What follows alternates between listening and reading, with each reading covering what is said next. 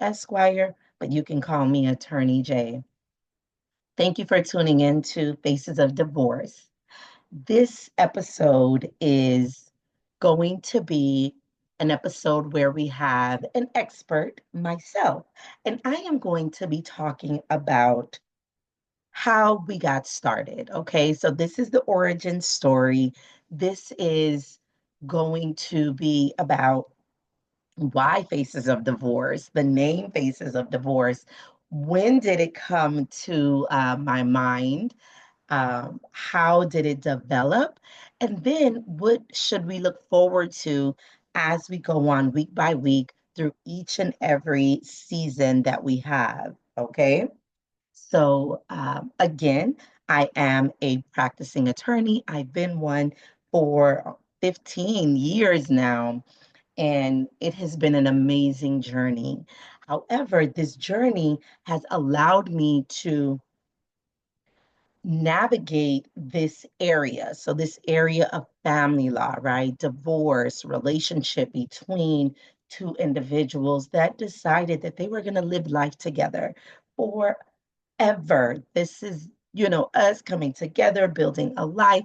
And I was exposed to this relationship the when I first started my practice, not started my practice, when I first started practicing law, when I served as a prosecutor. No judgment. Remember, Faces of Divorce is a no judgment zone. So, as a prosecutor, I had domestic violence cases. And a lot of the domestic violence cases, it was husbands and wives that either the husband, mainly wives, were calling in, but sometimes it was a husband that was being battered as well. And it was very interesting because we understand in the moment, because sometimes I'm talking directly to the individual when I first get the case, or I'm listening to the 911 call. I'm listening to the interview after with the officers. And in the moment, the person is identifying everything that has transpired, not only the reason why they call on that day, but all of the other times that they did not call and what the person has done and how, they no longer feel like they should go through this. They need protection, they need help. There's so many things that would come up during this emergency call to the officers to help the individual in a domestic violence situation. And then I would represent them, I would talk to them, and some things would happen. Sometimes they're still, even if this is months later, they're still ready to go forward and get the job done and make sure that they're never in that situation again. But then the opposite happens as well, where they are now back together, they've reconciled, which isn't a bad thing, right? In and of itself. But there are times that they reconcile where it doesn't end up in a good story is when that person is on someone's desk again and there is a 911 call.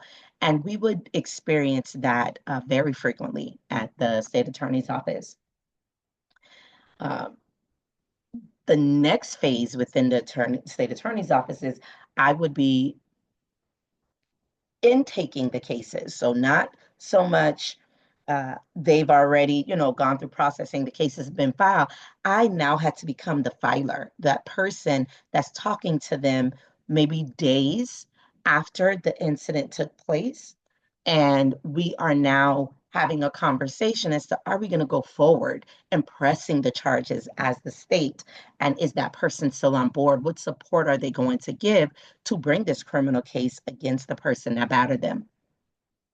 And that's where I was exposed to so many different circumstances, so many different situations where individuals were saying, yes, the person is out of the home because when I called the police removed them.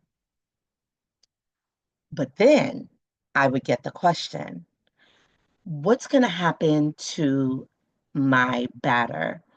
We live in the same home. Now they have to be in a hotel or they have to be somewhere because just to give you a brief synopsis of what that process looks like, if there is a domestic violence call, and this is kind of blanket across the board, wherever you are listening from in the US, they usually arrest the person who they're able to identify when they're on the scene as the aggressor, the person that actually committed the violence. And when they have their first appearance, because within 24 hours, they have to have a first appearance before a judge, even if it's the weekend, even if it's a holiday. One of the things that's mandatory is that the judge put a no contact order. A no contact order means that they cannot communicate with the person that they committed violence against. They cannot be in the same home with them. They can't call them. They can't text them. And they can't even make other people call and text them. And this is even if they have children.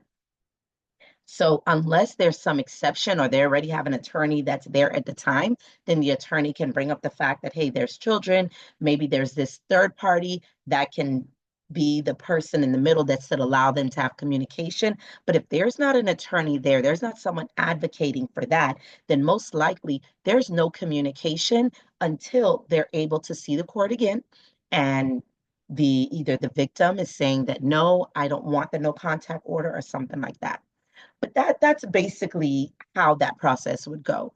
And they would say, if that person doesn't come back, yes, I fear that there may be more violence, but if that person doesn't come back, then what am I going to do financially? What am I going to tell the kids? And there's a lot of what ifs, which is understandable, right? And so that was more the criminal side of it. Then I went into private practice. In private practice, I was representing individuals. My first ever case in opening up the doors was a divorce case. It's a divorce case of someone that attended my church at the time. I did explain to them, I referred them to another family law attorney, and they was like, nope, I want it to be you because I trust you. I know that you take things seriously and you will figure it out. And that's exactly what I did. We were able to figure it out. And from that first case in December 2014 and on, it's been over a decade now, I've been representing men and women, mainly without trying, it has been women. It has been women of color, Haitian women, Jamaican women, Black American women, women of so many different cultures, but women that were in the higher echelon in their jobs. If they're not the one running a business, they are supervisors, executives, and making the big decisions every day. I'm telling you, they were making the big decisions every day. However, when we would have the conversation about divorce, it went a lot of different ways, but I can tell you that one of the main conversations that I had was the fact that that person is now seeing that they are a failure, that they are able to succeed in every other area of life. But the fact that they are now facing this divorce, they see themselves as a failure. They are either seeking revenge because they need to avenge themselves of the fact that they are in this circumstance, and one thing that happened as a result of seeing themselves as a failure is the fact that they then don't show up fully for the divorce process. What do I mean by not showing up fully? I discuss this in my book, Divorce Like a Boss, the ultimate tactical guide to end a toxic marriage and fulfill your purpose. Not showing up for the process is when decisions have to be made. What type of decisions?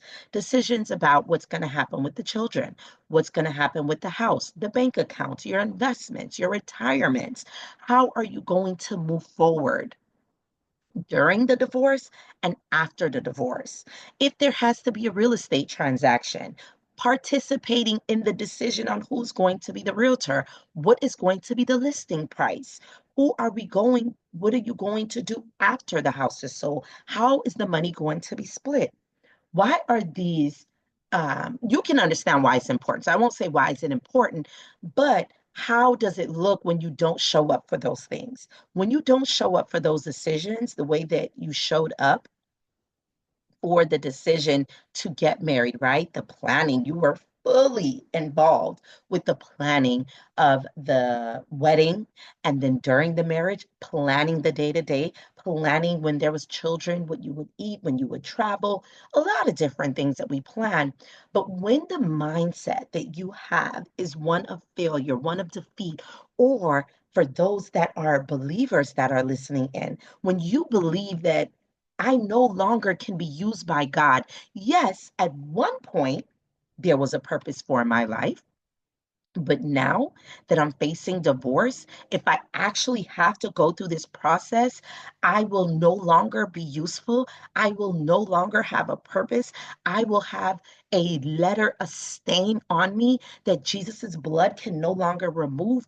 That's what that mindset is like. And that's why when you're looking at the decisions that you have to make in the divorce process, it becomes too much. Because if the weight that you're holding already, mentally, spiritually, is so heavy that it is weighing you down, how can you take on the task of making more decisions that are already difficult? The thought of divorce is difficult. You're in your mourning season at this point. You're mourning a marriage and a life that you thought you would have, that you were building towards. So understanding that mindset, understanding that you are so purposeful, but you have to recognize that purpose. Understanding that you are not alone. You are not facing something that is unique to you. There's so many people facing it, and that there is support. That's why I wrote the book, but that's why God led me to write the book. So, as a believer, there's nothing that I've done from the law school, from my husband, the decision to my naming my children, the church we attend, everything that I have done has been ordered by the Lord. I believe it, and that's why you are hearing my voice right now, is because God said that there is an army of individuals, especially women, women of color, women in America, Canada, Africa mainly. I mean, September 2022, he pointed me directly to women in Africa that are stuck because they believe that their Heavenly Father no longer can use them. So that's why God showed me that not only are you going to write this book, but there needs to be a voice crying out, letting people know that I still have them in my hand. They are still mine. And how am I going to do that? It is through one of the ways is through Faces of Divorce. Faces of Divorce, it is a platform where when individuals come on this platform, they are speaking to what happened in their lives. They are speaking to their stories. They are speaking to the ups, the downs that led them to having to face divorce. When a professional is speaking like myself, we may not have experienced divorce. Some professionals, they will have experienced divorce and they're going to talk about that experience. But we have put in the hours, the time, the dedication to serve those of you that are facing divorce. We have researched, developed concepts and ideas and understanding of what is bringing this person here. What are some solutions they need within my area of practice that will help them to purposefully navigate divorce? So, Faces of Divorce, God showed it to me in 2021. So, this is a year after the book was written. And He said, we need to have the voices of people that have gone through it to come and speak transparently to those that are navigating it right now so that they can see the pitfalls. They can see places where they can do better before they are at the end of their divorce journey so that they can divorce differently. What is divorcing differently? Divorcing differently is looking at the divorce process not as a weapon to use against your spouse, but as a tool to use to get you from where you are in the toxic environment to a triumphant place, to a new place, to the place that God had already prepared for you. That's what divorcing differently is, to not allowing emotions to take part in the decisions that you make in your divorce process. Emotions are real. I talk about it in the book. There's a whole chapter dedicated to emotions in the book. However, we cannot allow emotions to dictate the